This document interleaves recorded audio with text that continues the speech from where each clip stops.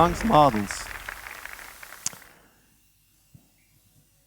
This is a bit of a slide about me. Let's ignore that. Everybody can read, right?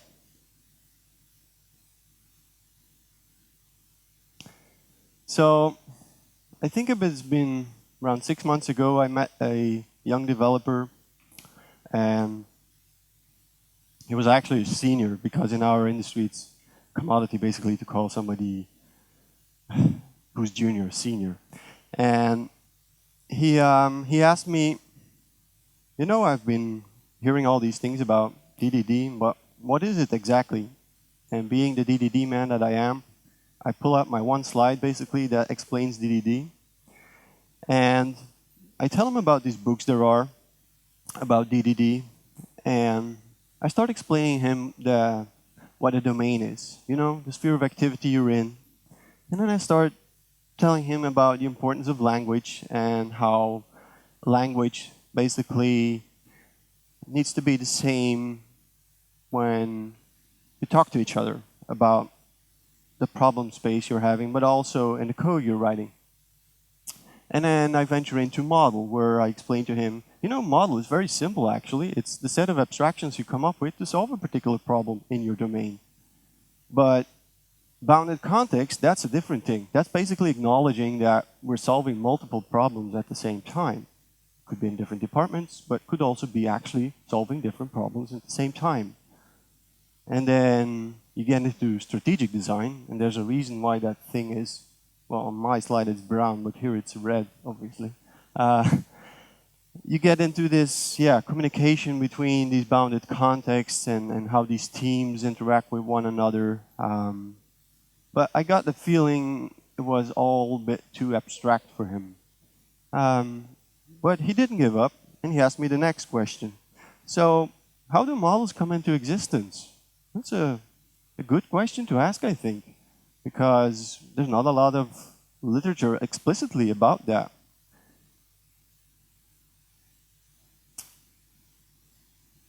And before we're able to answer that question, I think it's really important to realize that the environments that models are born into matter a lot. What do I mean by that? Well, you know, at some companies it's a very receptive environment, and at some companies it's a very hostile environment. I mean, there's no space for modeling or design. Coders are supposed to code. They're not supposed to, I won't say think, but somewhat along those lines. Team size is also something that matters, right? Conway's law. Because, I mean, it's going to be a very different experience when you do it on your own versus doing with a reasonably sized team versus doing it with teams of 50 or 100. I don't know how these people manage to do anything, but it's a lot of overhead, I think, for getting things done. And so the modeling experience will be vastly different there. And that's also very different whether people are actually reasoning from the solution space or from the problem space. Are we actually trying to solve a problem, or are we going around in circles in solutions, right? Especially when they have an existing solution, it's a very common trap, basically, to go and mold in all the things you already have. It's also very different whether you're doing a product or a project. And I've been doing mostly products. And the thing I found is that the level of abstraction you're reaching with a product is different than a project. In a project, you're able to go much more specific if you have one client or customer to satisfy. If you have to sell this product multiple times to multiple clients, then your level of abstraction will rise. Ergo, the kind of models you come up with will be very different in that space. And there's also this perception that it's easier to model in Greenfield versus Brownfield. I'm more of the inclination to say it's easier to do that in Brownfield. Why? Well, you're a bit like a mole in Greenfield, right? You're digging a hole and you're making your way until you bump into a wall, but you don't know where the wall is. Whereas in Greenfield and Brownfield, you kind of know already where the boundaries are. You know the scenarios already. You've made something, but it may not be perfect, but you already have a better idea. And so again, the type of modeling you will be doing in Greenfield and in Brownfield will be very different. And I think when it comes to modeling and how much effort you're going to put into that is also knowing which part of the strategic pie you are in. Meaning that, is your project or product the biggest money-making thing for the company? Is your bounded context the most important one? I mean, that's a very conscious or thing you should be conscious of when making the decision on how much to model in DDD. So, birthing models requires effective modeling. So it requires access to domain expertise, analysis, design, communicating, and having a lot of bandwidth, right? Doing a lot of brainstorming and having a lot of freedom to do that. Also doing knowledge crunching. And I'm telling nothing new because somebody already told this before me, right? All these things are things that Eric Evans wrote about. And so in a way, I guess the developer still wasn't really satisfied with what I had to tell him. And he said, well, could you give an example of this whole experience? And I had to think really hard because it's not that easy to give an example. I think that this is somewhat of the Achilles heel of DDD, is that there's not a lot of storytelling about what it's actually like on a project to do DDD. Because people, when they ask you this question, they will also automatically imply that they want to see code, whereas, I mean, code is just a side effect of going on this journey. I think around 2008, 2009, I was charged with building an appointment rules engine for hospitals together with a team of 4 on average, I think. And at one point in time, our context map looked a bit like this. And so the spheres in green were the more important ones, and the spheres in red were, you could say, supporting. Patient administration was all about having access to information about a patient. And I don't mean not your whole medical file, but just your name and next of kin, things like that. And we pretty much got to the understanding that was a separate problem to solve. It was very much an integration problem where the other bounded context just needed to access this information in some way or form. To give you an example, when we deployed the application in Singapore, we were met with a new requirement that female patients needed to be treated by female doctors and male patients by male doctors. And so this twisted a bit our world and our perception of things. But gladly, because we've insulated ourselves from that in a non-intrusive way, we were able to solve that puzzle. And there's also things in there that you're able to see, which is these bounded contexts that we knew were there, they were lurking there, basically. So it's not like this was a clearly defined bounded context. The project started, evolved, and so you got these bounded contexts hidden in other bounded contexts because we weren't paying attention enough, or they only revealed themselves after a certain amount of time. So let's dive into scheduling a bit. And so what's the goal of this scheduling bounded context? It's very simple. It's to schedule appointments. But again, remember the context domain we're in is hospitals. It's scheduling appointments for doctors mostly.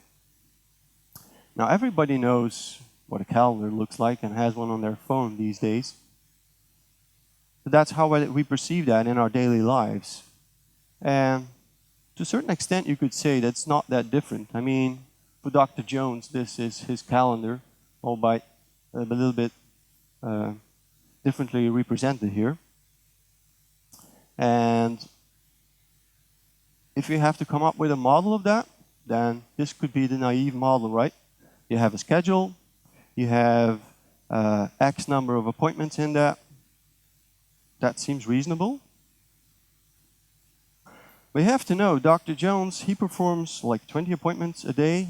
He has around 200 days a year he works. And then he has been working for 10 years. That's about 40,000 appointments. And then some smart developer comes along and says, well, we'll do lazy loading, or we'll do snapshotting of some sort to solve this problem of adding the 4001 appointment. But we haven't really been paying attention, right? What have we been missing when we look at this? Let's look again. Can you see it? But the thing is, the question you need to ask is more from the domain point of view. How many of you take a doctor's appointment at 2 a.m. in the morning? Probably not a lot, right? And so there's a natural boundary here, and the boundary is called the day. Because, yeah, people go to the doctor during the day. And so we revised our model and made it simpler. And instead of having 40,000 appointments, we got back to around 20. So for each day, basically, we got X amount of appointments that were attached to that day, if you will, that were booked on that day. To be or not to be. So the question is an appointment, like, if you look here, is an appointment really part of a scheduled day? What happens to an appointment? Well, changes, right? You can book it somewhere later. You can reschedule it tomorrow. You can reschedule it to another doctor. So basically, we're recognizing that the day and the appointment have a different life cycle. Different things happen to them. I mean, many appointments might land on a day, but the appointment itself has its own history and builds up its own events, if you will, facts that happen to it. That was an interesting discovery for us, to look at it that way, right? This is with some more text around it, what would happen to that appointment. So we revised our model again. And this time, we had the day, we had the appointment as a sort of a value object, and then the appointment was actually also an entity or an aggregate in and by itself. Well, that seemed reasonable. It solved our problems we were having at that point in time. But things are not that easy, are they? I mean, it's good when you're doing a single appointment, but when you're doing a coronary artery bypass, then you'll probably need multiple doctors to help you. You will also need an operating theater to be in. So you'll have to book multiple resources in one go just for this single appointment. That was another challenge, basically, for the model and how it changed. And so we revised our model again, and this time we got the single resource appointments and the multi-resource appointments. And that wasn't the end of it, because we could have public holidays and people could block certain periods of time, and people could say, well, I'm unavailable from that point in time until that point in time, and that will all affect basically the schedule. And then he asked this interesting question again. He was a really smart fellow, basically. Where do these scheduled days come from? Well, I said, you have to know that when you're selling software like this, that these hospitals basically expect to bring in their organizational structure, if you will, into the software. And this is not the kind of big bang thing, right? I mean, it's one department at a time that starts rolling out.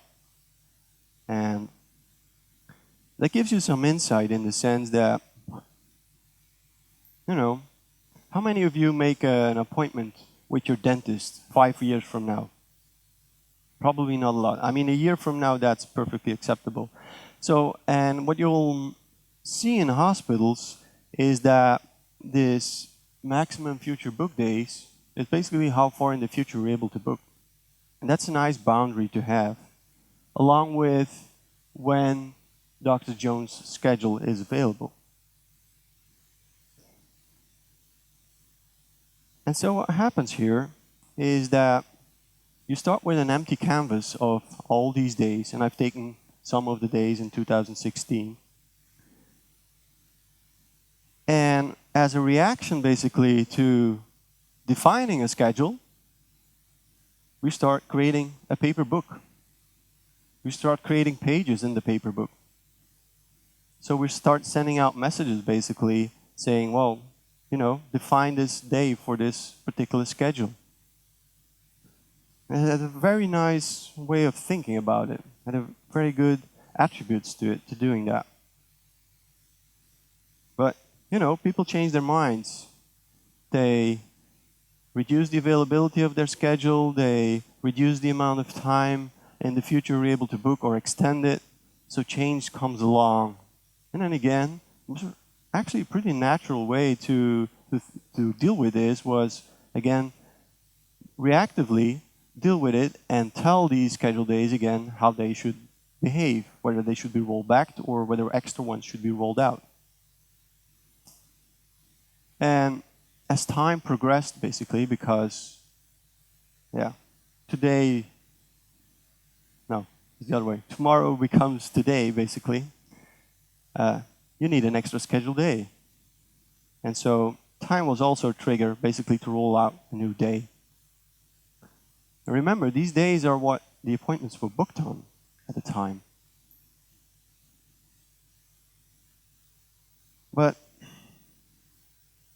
another interesting question is, how do you know what you can actually book on a scheduled day?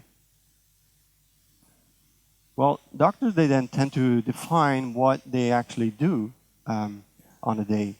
They say, for example, I have a morning session, and in that I do general consultation and some minor surgery, and in the afternoon I do some major surgery.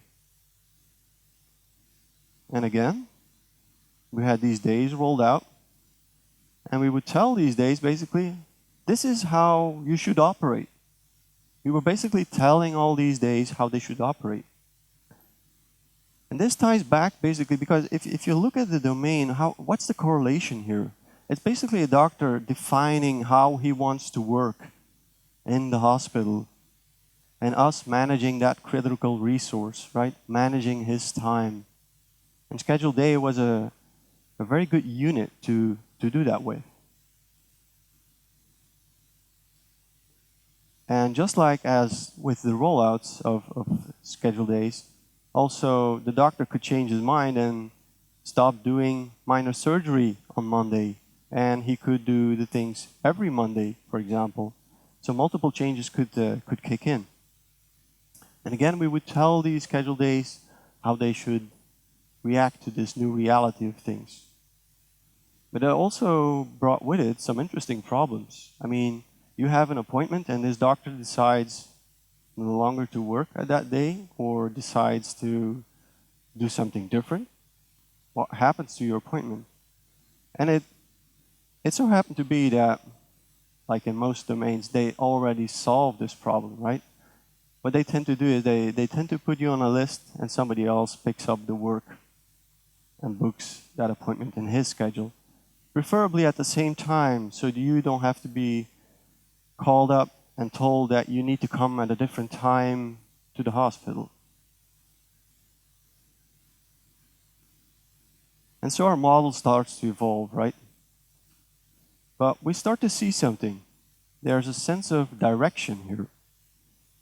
Anything that happens in the top part affects the lower part, meaning as in the top part, they're more inclined to say, look, I'm setting up how I'm working, basically. I'm setting up how this hospital is working. And in the lower part, it's more all about the execution, the day-to-day work, and having to catch up to the reality of things.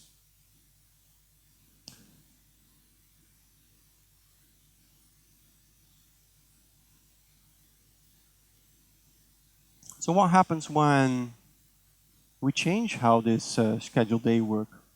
There's a lot of influences on that. I mean, it could be that you change your work methods. It could be that somebody booked time on it. It could be that it became a public holiday. All kinds of things could happen to that. And so there was a large amount of complexity in that.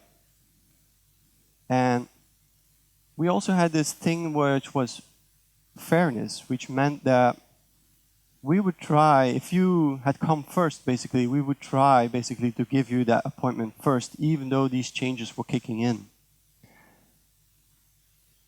And that required a whole model beneath the aggregate, if you will. So what I'm trying to say with this is that even though that if you look at it from the outside to the aggregate, it might be a very simple thing, there might be a lot of complexity sitting under that or next to that, depending. It's not so much that it's part of this boundary, but it's more that it's hidden in a way. You don't need to know about it. But at the same time, that also provides some suppleness. You can reason about the system in different levels of complexity, right? You can dig in when you need to, and zoom out when you don't need to know the details. And so he kept asking more questions about scheduling, and we talked some more. And eventually we arrived at searching. And the goal of searching was very simple. And this I find one of the things that you should be trying to do is find the most terse way to describe your bounded context. What's its primary goal, basically? And this one was to find an optimal slot.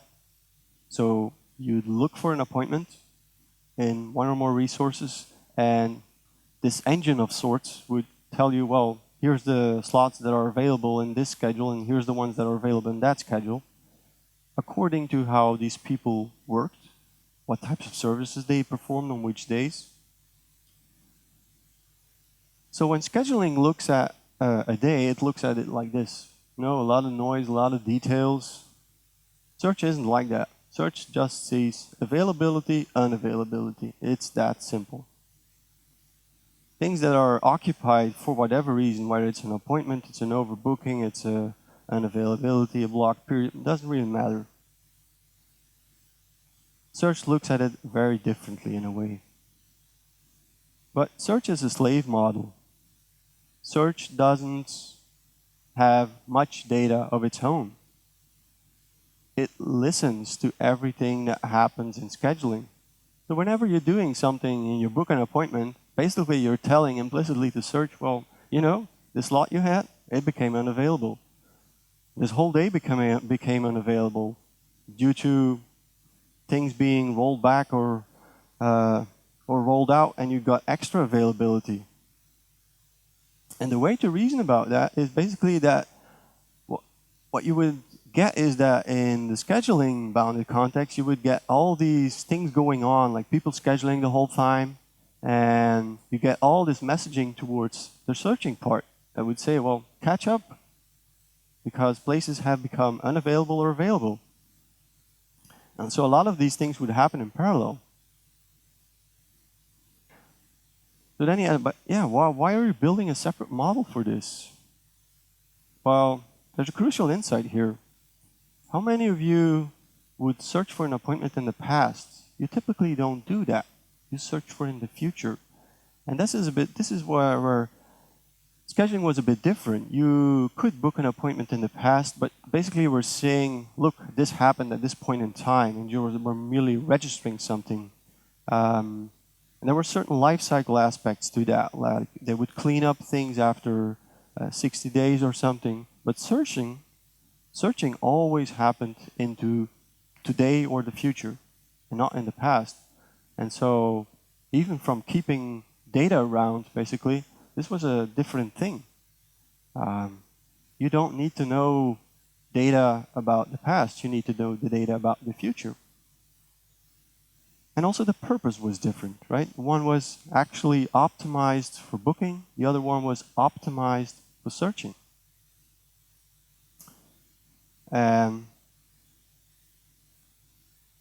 Complexity didn't stop there. These people would basically define for a given service they performed how the load should be spread out in their schedule. So they would say, for example, if you book from now until 6 days in the future, you know what? Keep this much free. But if you book even further away in the future, you have to keep even more free. They had their reasons for doing that. So everything was brought back to things they required, right? For example, they want to keep some space for emergencies. And so they would tune these parameters basically to allow them to do that. So this abstraction served a certain purpose. And it would also dictate how slots would be returned to the end user so that which slot they would pick would be influenced in some way or form. And so what you would get is we had our own way of doing paging, basically. The parameters would basically define how many days we would look in and scan through those and come up with slots or days to look in at first. And then we would crawl all these days and return slots. The first set of days we found, that was the bucket of slots basically in which you would find the optimal slot. And then they would be nicely arranged and given to the end user to choose from. And so we talked about this bounded context more and more. Just one more. Decision support. To help find the right service. You know, when you have a department where some schedules have over 6,000 appointment types, so the types of services they perform, it can become daunting for people to basically select the right one, even if your staff is well equipped to know which one to pick.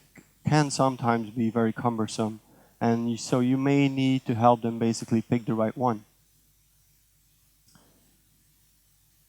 And this was a very simple model compared to all these other models. It was just a decision tree, right? You asked some questions, the questions had an outcome, and either you were authorized to book an appointment, or the message would be, don't book an appointment, call the hospital now. Or some other message would be, okay, so you just give him some medication and that should be the end of it. It was a very simple model to help these people come to the right decision. But it would be leveraged by multiple products again to help deciding what to do next.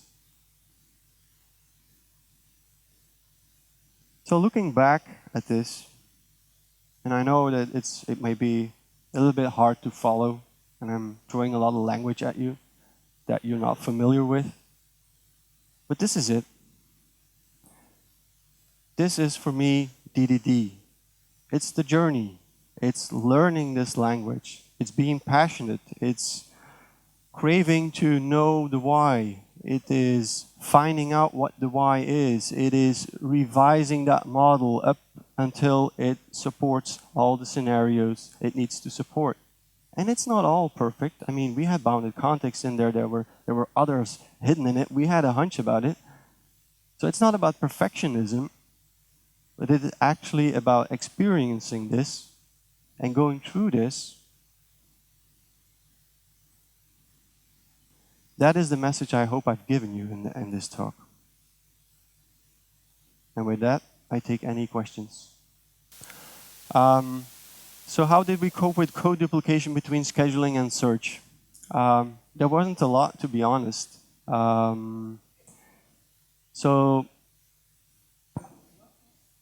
Yeah, well, we didn't care in scheduling. You just booked the slot. The whole idea of being optimal or not optimal just didn't come into play. We stimulated through the UI, basically, people to use our search engine as much as possible.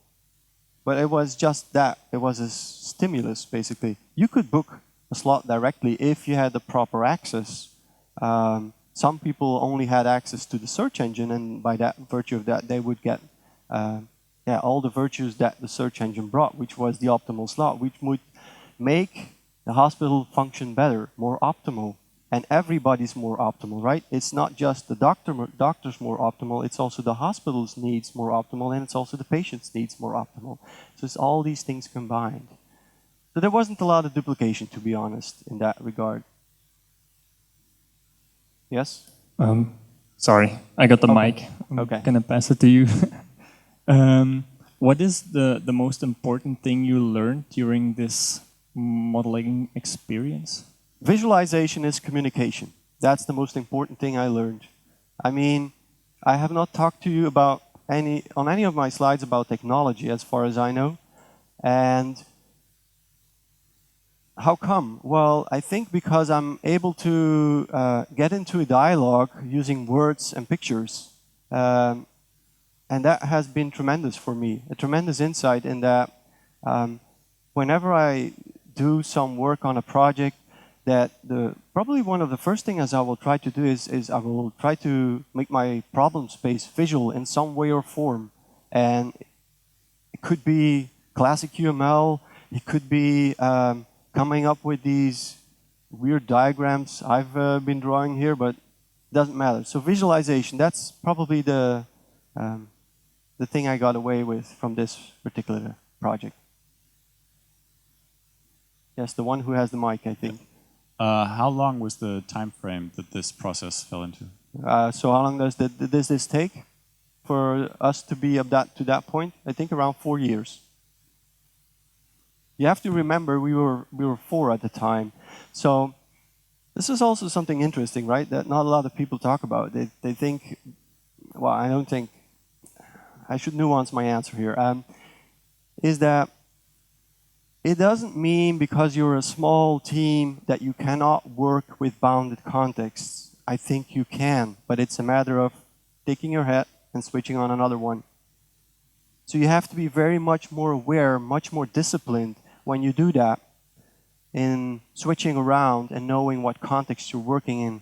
And also knowing, for example, not all contexts have the same level of quality associated with them. And so it's very difficult, basically, to also adapt to that, programming in a more dirty way, if you want to call it like that.